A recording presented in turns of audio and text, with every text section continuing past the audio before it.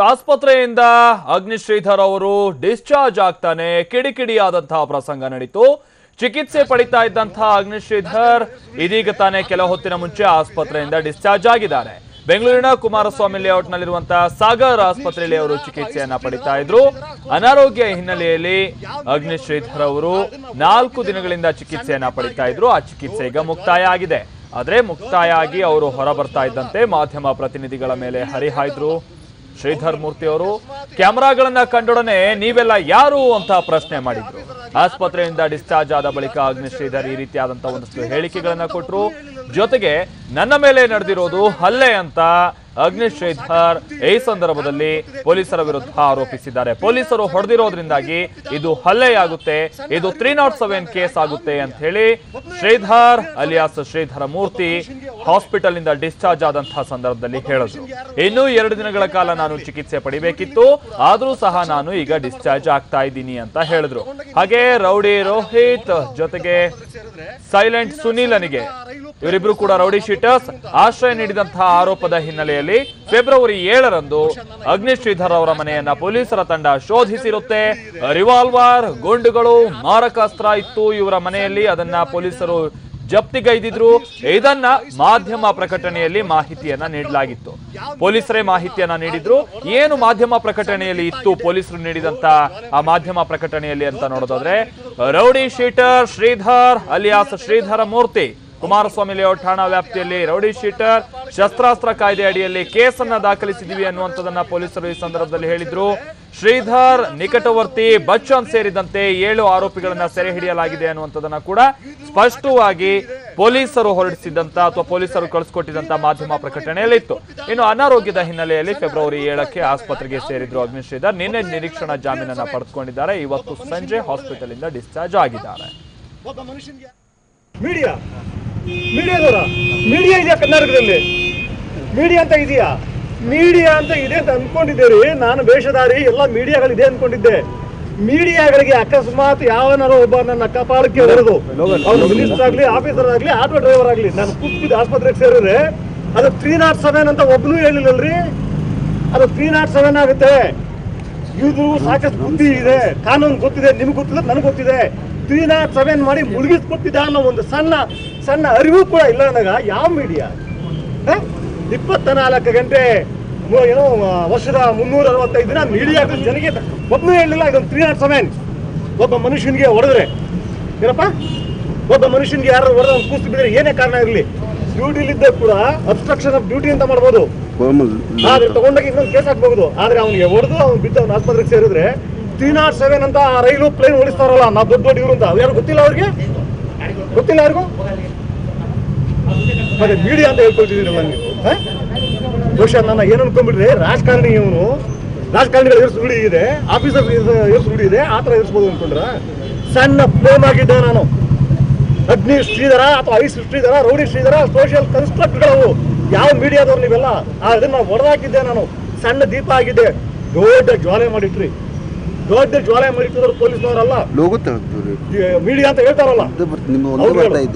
ನಾಳೆ ನಾನು ಬರ್ತಿದ್ದೀನಿ, ನಾಳೆ 12ವರೆಗೆ ಅಲ್ಲಿ ಮಾಡ್ತಿದ್ದೀನಿ. ಇವತ್ತು ಇನ್ನೂ 2 ದಿನ ಇರಬೇಕಾಗಿತ್ತು ಇಲ್ಲಿ. ನಿಮ್ಮ ಅನುಮಾನಗಳು ಏನು ಅಂದ್ರೆ ನಾಟಕಕ್ಕೋಸ್ಕರ ಕೂತ್ಕೊಂಡಂತ ನಾಟಕ ಆಡೋ ಬುದ್ಧಿ ನನಗಿಲ್ಲ. ಇನ್ನೂ 2 ದಿನ ಇರಬೇಕಾಗಿತ್ತು. ಆದ್ರೆ 3 ದಿನದಿಂದ ನಾನು ನಿದ್ದೆ ಮಾಡಿಲ್ಲ.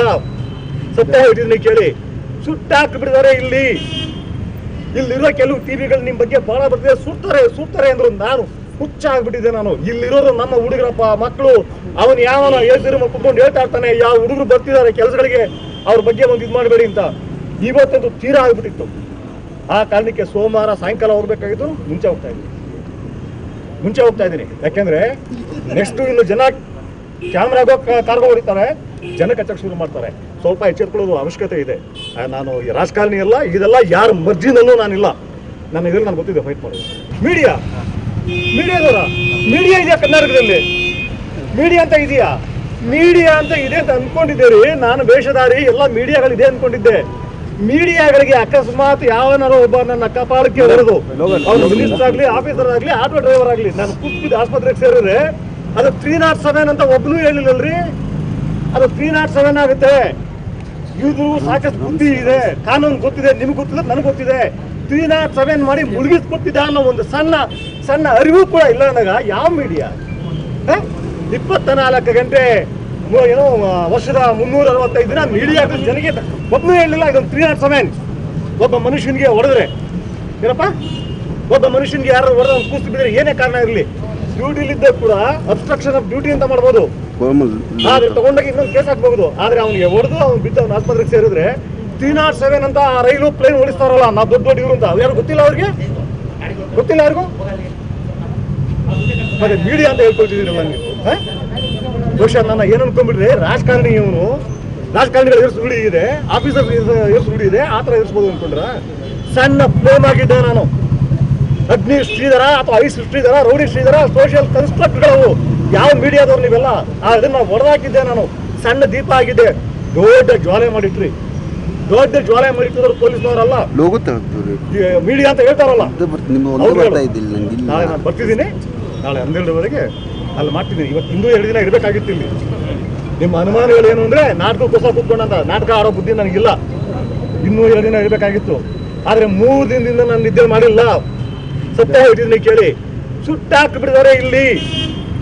ಇಲ್ಲಿರೋ ಕೆಲವು ಟಿವಿಗಳು ನಿಮ್ಮ ಬಗ್ಗೆ ಬಹಳ ಬರ್ತಿದೆ, ಸುಡ್ತಾರೆ ಅಂದ್ರು. ನಾನು ಹುಚ್ಚಾಗ್ಬಿಟ್ಟಿದ್ದೆ ನಾನು. ಇಲ್ಲಿರೋರು ನಮ್ಮ ಹುಡುಗರಪ್ಪ ಮಕ್ಕಳು, ಅವನು ಯಾವನ ಹೇಳ್ತಿರೋ ಕುತ್ಕೊಂಡು ಹೇಳ್ತಾ ಇರ್ತಾನೆ, ಯಾವ ಹುಡುಗರು ಬರ್ತಿದ್ದಾರೆ ಕೆಲಸಗಳಿಗೆ ಅವ್ರ ಬಗ್ಗೆ ಒಂದು ಇದು ಮಾಡಬೇಡಿ ಅಂತ. ಇವತ್ತೊಂದು ತೀರಾ ಆಗ್ಬಿಟ್ಟಿತ್ತು. ಆ ಕಾರಣಕ್ಕೆ ಸೋಮವಾರ ಸಾಯಂಕಾಲ ಹೋಗ್ಬೇಕಾಗಿತ್ತು, ಮುಂಚೆ ಹೋಗ್ತಾ ಇದ್ದೀನಿ. ಯಾಕೆಂದ್ರೆ ನೆಕ್ಸ್ಟ್ ಇನ್ನು ಜನ ಕ್ಯಾಮ್ರಾಗೋ ಕಾರ್ಗೋ ಹೊಡಿತಾರೆ, ಜನ ಕಚ್ಚಕ್ಕೆ ಶುರು ಮಾಡ್ತಾರೆ. ಸ್ವಲ್ಪ ಎಚ್ಚೆತ್ಕೊಳ್ಳೋದು ಅವಶ್ಯಕತೆ ಇದೆ. ನಾನು ರಾಜಕಾರಣಿ ಅಲ್ಲ, ಇದೆಲ್ಲ ಯಾರ ಮರ್ಜಿನಲ್ಲೂ ನಾನಿಲ್ಲ. ನನ್ನ ಇದರಲ್ಲಿ ನಾನು ಗೊತ್ತಿದೆ ಫೈಟ್ ಮಾಡೋದು. ಇದು ಅಗ್ನಿಶ್ ಶ್ರೀಧರ್ ಅವರು ಹಾಸ್ಪಿಟಲ್ ಇಂದ ಡಿಸ್ಚಾರ್ಜ್ ಆದಂತಹ ಸಂದರ್ಭದಲ್ಲಿ ಮಾಧ್ಯಮಗಳನ್ನ ಕಂಡು ಒಂದಷ್ಟು ಕಿಡಿಕಿಡಿ ಆದ್ರು. ಜೊತೆಗೆ ಇದು 307 ಕೇಸ್ ಆಗುತ್ತೆ, ನನ್ನ ಮೇಲೆ ಕಪಾಳ ಮೋಕ್ಷ ಆಗಿದ್ದು ಅನ್ನುವಂಥ ವಿಚಾರವನ್ನು ಕೂಡ ಆ ಸಂದರ್ಭದಲ್ಲಿ ಅವರು ಒಂದಷ್ಟು ವಿಚಾರಗಳನ್ನ ಉಲ್ಲೇಖ ಮಾಡಿದ್ರು. ಈ ಬಗ್ಗೆ ಮತ್ತಷ್ಟು ಮಾಹಿತಿ ಕೊಡ್ತಾರೆ ನಮ್ಮ ಪ್ರತಿನಿಧಿ ನಾಗೇಂದ್ರ ಬಾಬು, ನಮ್ಮ ಜೊತೆಗೆ ನೇರ ಸಂಪರ್ಕದಲ್ಲಿದ್ದಾರೆ. ನಾಗೇಂದ್ರ, ಈಗ ಪೊಲೀಸರು ಅಗ್ನಿಶ್ ಶ್ರೀಧರ್ ಅವರನ್ನ ತಮ್ಮ ವಶಕ್ಕೆ ಪಡೆದುಕೊಂಡಂತಹ ಸಂದರ್ಭದಲ್ಲಿ ಹೊರಡಿಸಿದಂತಹ ಮಾಧ್ಯಮ ಪ್ರಕಟಣೆಯಲ್ಲಿ ಇದ್ದಂತಹ ವಿಚಾರಗಳನ್ನ ಉಲ್ಲೇಖ ಮಾಡಿನೇ ಮಾಧ್ಯಮಗಳಲ್ಲೂ ಕೂಡ ಸುದ್ದಿ ಬಿತ್ತರಾಗಿದ್ದಂಥದ್ದು. ಆದ್ರೆ ಈಗ ಅಗ್ನಿಶ್ ಶ್ರೀಧರ್ ಅವರು ಯಾವ ವಿಚಾರವಾಗಿ ಸಿಟ್ಟಾಗಿದ್ದು ಅಂತೇಳಿ ಪ್ರಕಟ ಆಗಿದ್ದಂತಹ ಸುದ್ದಿಗಳು ಸುಳ್ಳು ಅಂತನೋ ಅಥವಾ ಅವ್ರ ಮೇಲೆ ವಿರುದ್ಧ ಬೇಕಾಬಿಟ್ಟಿ ಆರೋಪ ಮಾಡ್ತು ಅನ್ನುವಂತಹ ವಿಚಾರವಾಗಿ ಯಾವ ಕಾರಣಕ್ಕಾಗಿ ಆತರ ಸಿಟ್ಟಾಗಿದ್ದವರು, ಏನಾಯ್ತು ಅಲ್ಲಿ ನಾಗೇಂದ್ರ? ಮಾಲ್ತೇಶ್, ಕಳೆದ 4 ದಿನಗಳಿಂದ ಕುಮಾರಸ್ವಾಮಿ ಲೇಔಟ್ ಪೊಲೀಸ್ ಠಾಣಾ ವ್ಯಾಪ್ತಿಯಲ್ಲಿರುವಂತಹ ಸಾಗರ್ ಆಸ್ಪತ್ರೆಯಲ್ಲಿ ಚಿಕಿತ್ಸೆ ಪಡೆದಂತಹ ರೌಡಿ ಶೀಟರ್ ಅಗ್ನಿಶ್ ಶ್ರೀಧರ್ ಅವರು ಇವತ್ತು ಡಿಸ್ಚಾರ್ಜ್ ಆದರು. ಡಿಸ್ಚಾರ್ಜ್ ಆದಂಗೆ ಹೊರಗಡೆ ಬರ್ತಂತೆ ಅಲ್ಲಿ ಇದ್ದಂತಹ ಕ್ಯಾಮ್ರಾಗಳನ್ನು ಕಂಡು ಏಕಾಏಕಿ ಮಾಧ್ಯಮದವರ ಮೇಲೆ ಹರಿಯೋದಕ್ಕೆ ಸ್ಟಾರ್ಟ್ ಮಾಡಿದ್ರು. ನೀವೆಲ್ಲ ಯಾರು ಇಲ್ಲಿ ಯಾಕೆ ಇದ್ದೀರಾ ಅನ್ನೋ ಒಂದು ಪ್ರಶ್ನೆಯನ್ನು ಕೇಳಿದಾಗ ಮಾಧ್ಯಮದವರನ್ನು ಮಾತನ್ನು ಹೇಳಿದಾಗ ಮಾಧ್ಯಮದವರು ಇನ್ನೂ ಬದುಕಿದ್ದೀರಾ ಅನ್ನೋ ಒಂದು ಮಾತನ್ನು ಕೂಡ ಅಲ್ಲಿ ಒಂದು ಮಾತುಗಳನ್ನು ಅಗ್ನಿಶ್ ಶ್ರೀಧರ್ ಅವರು ಆಡಿದ್ರು. ಜೊತೆಗೆ ತಾನೊಬ್ಬ ರೌಡಿ ಶೀಟರ್ ಅಂತ ಹೇಳಿ ಬಿಂಬಿತ ಮಾಡಿದ್ದೀರಾ, ನಾನು ಹೌದು Agnish Sridhar alias rowdy sheeter ಅಂತ ಹೇಳಿ ಬಿಂಬಿತ ಮಾಡಿದಿರಾ, ನನ್ನ ಮೇಲೆ ಕಪಾಳ ಮೋಕ್ಷ ಮಾಡಿದಿರಾ ಅಂತೇಳಿ ಮಾಧ್ಯಮದಲ್ಲಿ ತೋರಿಸ್ತಾ ಇದ್ದೀರಾ. ಅದು ಪೊಲೀಸರು ನನ್ನ ಮೇಲೆ ಕಪಾಳ ಮೋಕ್ಷ ಮಾಡಿದ್ರು ಅಂತೇಳಿ ತೋರಿಸ್ತಾ ಇದ್ದೀರಾ. ಆದ್ರೆ ಅದು ಒಂದು 307 ಕೇಸ್ ಆಗುತ್ತೆ ಅಂತ ಒಂದು ನೀವು ಯಾಕೆ ತೋರಿಸಲಿಲ್ಲ ಅನ್ನೋ ಒಂದು ಮಾತುಗಳನ್ನು ಹಾಡ್ತಾ ಕೋಪವನ್ನು ಕೂಡ ವ್ಯಕ್ತಪಡಿಸಿದ್ರು. ಅಂದ್ರೆ ಕಳೆದ 4 ದಿನಗಳ ಹಿಂದೆ ಅಗ್ನಿಶ್ ಶ್ರೀಧರ್ ಅವರ ಮನೆ ಮೇಲೆ ಏನು ಪೊಲೀಸರು ದಾಳಿ ಮಾಡ್ತಾರೆ, ಆ ಒಂದು ದಾಳಿಯಲ್ಲಿ ಸಾಕಷ್ಟು ಅಕ್ರಮ ಶಸ್ತ್ರಾಸ್ತ್ರಗಳು ಪತ್ತೆ ಆಗುತ್ತೆ, ವೆಪನ್ಗಳು ಕೂಡ ಪತ್ತೆ ಆಗುತ್ತೆ. ಅದರ ಬಗ್ಗೆ ಮಾಧ್ಯಮದವರು ನಿರಂತರವಾಗಿ ಕಳೆದ 3-4 ದಿನಗಳಿಂದ ಈ ಒಂದು ಅಗ್ನಿಶ್ ಶ್ರೀಧರ್ ಅವರ ಮನೆ ಮೇಲೆ ದಾಳಿ ಮಾಡಿದ ನಂತರ ಬೆಂಗಳೂರಿನ ಭೂಗತ ಪಾತಕಿಗಳಿಗೆ ಅಲ್ಲಿ ಒಂದು ಇರೋದಕ್ಕೆ ಒಂದು ಅವಕಾಶವನ್ನು ಕೂಡ ಮಾಡಿಕೊಟ್ಟಿದ್ರು ಅಗ್ನಿಶ್ ಶ್ರೀಧರ್ ಅವರು. ಹಾಗಾಗಿ ಅವರ ಮೇಲೆ ಆ ಒಂದು ಆರೋಪ ಕೂಡ ಕೇಳಿ ಬರ್ತಿತ್ತು. ಜೊತೆಗೆ ವೆಪನ್ಗಳು ಅವರ ಮನೆಯಲ್ಲಿ ಖುದ್ದು ಪತ್ತೆಯಾಗಿತ್ತು. ಅವರ ಆಪ್ತರಾಗಿರುವಂತಹ ರೌಡಿ ಶೀಟರ್ ಬಚ್ಚನ್ ಎಂಬಾತನ ಬಳಿಯೂ ಕೂಡ ಸಾಕಷ್ಟು ಆ ವೆಪನ್ಗಳು ಕೂಡ ಪತ್ತೆಯಾಗಿತ್ತು. ಜೊತೆಗೆ ಅಗ್ನಿಶ್ ಶ್ರೀಧರ್ ಅವರ ಜೊತೆಯಲ್ಲಿ ನಿರಂತರವಾಗಿ ಕಾಂಟ್ಯಾಕ್ಟ್ಗಳಿದ್ದಂತಹ ಸೈಲೆಂಟ್ ಸುನಿಲ್ ಆಗಿರ್ಬೋದು, ಜೊತೆಗೆ ಮತ್ತೊಬ್ಬ ರೌಡಿ ಶೀಟರ್ ಬಚ್ಚನ್ ಹಾಗೆ ಇನ್ನೊಬ್ಬ ಒಂಟೆ ರೋಹಿತ, ಇವರೆಲ್ಲರೂ ಕೂಡ ಪೊಲೀಸರು ಬಂಧಿಸಿದ್ರು. ಆಗ ಈ ಒಂದು ದಾಳಿ ಸಮಯದಲ್ಲಿ ಅವರಿಗೆ ಹೃದಯಾಘಾತ ಸಂಭವಿಸಿ ಅವರು ಆಸ್ಪತ್ರೆಗೆ ದಾಖಲಾಗಿದ್ರು. ಕಳೆದ 3 ದಿನಗಳಿಂದ ಅವರು ಆಸ್ಪತ್ರೆಯಲ್ಲಿ ಕೂಡ ಚಿಕಿತ್ಸೆ ಪಡ್ತಾ ಇದ್ರು. ನಿನ್ನೆ ಅವರಿಗೆ ಮಧ್ಯಂತರ ಜಾಮೀನು ನೀಡಲಾಗಿತ್ತು. 15 ದಿನಗಳ ಕಾಲ ಅವರಿಗೆ ಮಧ್ಯಂತರ ಜಾಮೀನು ತೀರ್ಪು ಹೊರಬಿದ್ದ ನಂತರ ಇವತ್ತು ಅವರು ಡಿಸ್ಚಾರ್ಜ್ ಆಗಿದ್ದಾರೆ. ಡಿಸ್ಚಾರ್ಜ್ ಆಗಿರೋ ಹಿಂದೆ ಕೂಡ ಸಾಕಷ್ಟು ಅನುಮಾನಗಳು ಇಲ್ಲಿ ವ್ಯಕ್ತವಾಗಿದೆ. ಜೊತೆಗೆ ಅವರು ಮತ್ತೊಂದು ಮಾತನ್ನು ಹೇಳಿದ್ರು, ನಾನು ಇನ್ನೂ 2 ದಿನಗಳ ಕಾಲ ನಾನು ಚಿಕಿತ್ಸೆಯನ್ನ ಪಡೆದಬೇಕಿತ್ತು, ಆದ್ರೆ ಮಾಧ್ಯಮಗಳಲ್ಲಿ ನನ್ನ ವಿರುದ್ಧವಾಗಿ ಸಾಕಷ್ಟು ಬಹಿರಂಗವಾಗಿ ಒಂದು ಸುದ್ದಿಗಳನ್ನ ಬಿತ್ತರ ಮಾಡ್ತಿದ್ದಾರೆ. ಹಾಗಾಗಿ ನಾನು ಅದರಿಂದ ಬೇಸರಗೊಂಡು ಕಳೆದ 3 ದಿನಗಳ ನಾನು ಆಸ್ಪತ್ರೆಯಲ್ಲಿ ಸರಿಯಾಗಿ ನಿದ್ದೆ ಸಹ ಮಾಡಿಲ್ಲ. ಇವತ್ತು ನಾನು ಡಿಸ್ಚಾರ್ಜ್ ಆಗಿ ಹೋಗ್ತಾ ಇದ್ದೀನಿ. ನಾನು ಮುಂದಿನ ಕ್ರಮ ತೆಗೆದುಕೊಳ್ತೀನಿ, ನಾಳೆ ಪತ್ರಿಕಾ ಪ್ರಕಟಣೆ ಕೂಡ ನಾನು ಹೊರಡಿಸ್ತೀನಿ, ಪತ್ರಿಕಾಗೋಷ್ಠಿಯನ್ನು ಕೂಡ ನಾನು ಮಾಡ್ತೀನಿ ಅಂತ ಹೇಳಿ ಬಹಿರಂಗವಾಗಿ ಮಾಡಿದ್ರು. ಜೊತೆಗೆ ಅಲ್ಲಿದ್ದಂಥ ಎಲ್ಲ ಮಾಧ್ಯಮದವರ ಮೇಲೆ ಕಿಡಿಕಾರೋದಕ್ಕೆ ಸ್ಟಾರ್ಟ್ ಮಾಡಿದ್ರು. ಮುಖ್ಯವಾಗಿ ಪೊಲೀಸರು ದಾಳಿ ಮಾಡಿದ್ದೇ ತಪ್ಪು ಅನ್ನೋ ರೀತಿಯಾಗಿ ಅವರು ಮಾತಾಡೋದಕ್ಕೆ ಶುರು ಮಾಡಿದ್ರು. Maltesh, okay thank you Nagendra.